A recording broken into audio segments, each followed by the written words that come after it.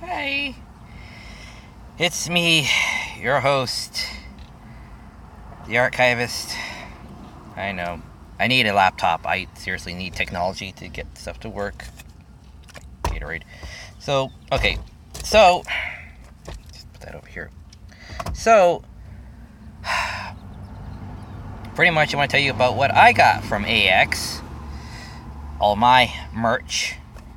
I got a single movie, along with some little free posters, I guess. I don't know. It's back in the bag somewhere. Anyway, so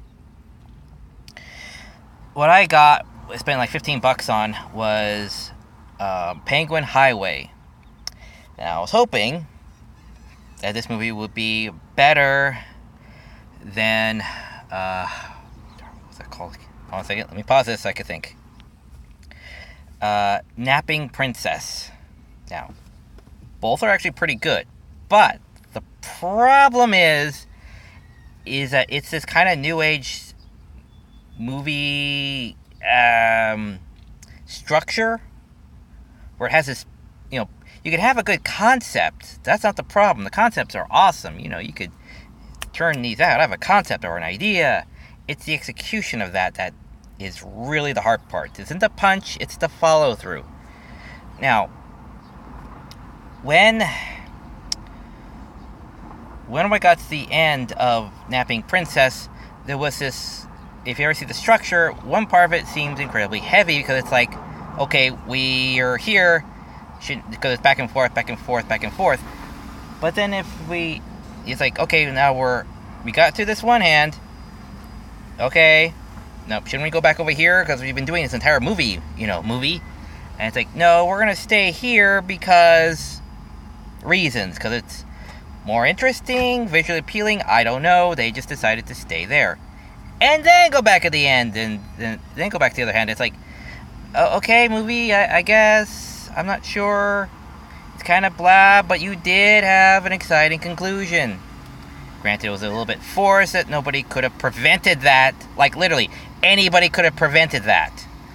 If you ever see it, I'll leave it up to you. But still, but much like The Cat's Return, if you think about it, it's incredibly anticlimactic, but they managed to kind of shoehorn in an actual, dramatic moment. Again, shoehorned, but the cat actually does, get it in there rather well.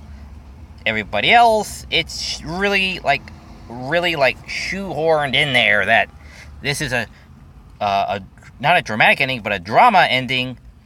That's really bleh, but with action, as the backdrop or the setting of what you're in. So without that setting, suddenly the drama is just like, bleh, but we got to put a car chase in there or something. It's like yes, but that feels more like an afterthought, really, that you're putting that in there, and that's kind of what Napping Princess, and yes, what Penguin Highway did. Now, okay, what is Penguin Highway? Penguin Highway is about this boy in Japan who's incredibly smart, but his condition is that emotions and facial expressions are a bit foreign to him. Okay, they're very foreign. Basically, this kid is Spock. Let's put it that way. He has emotions. He knows what emotions are, but he doesn't know what these new emotions are when he hits puberty, or just barely starting to hit puberty. So he's fixating on this older girl that he knows, who is a chess mate of his, who is also the assistant dentist nurse at the local dentist. And he is doing scientific experiments, observations, has notebooks on his observations about the world, and then he comes across a penguin and these bizarre penguin sightings. And he goes through this various adventure of discovering, why am I attracted to this girl? Why are there penguins in Japan? And they actually say, well, maybe they escaped from the zoo. It's like, no. Could they have swum down here due to climate change? It's still too hot. Dude, it's summer. We're on summer break. There would be no reason for them to be here. And then, they follow this whole thing through, discover what's really going on, but through all that, it kind of goes more from an action intense standpoint, because again, like car chase, but the stuff along the way isn't epiphany. It's like mind-blowing. It's more of, okay, let's go through this. Do we have the courage to go through this? Okay, the truth. Hi! And then we part. Ends the movie. So what does our hero learn?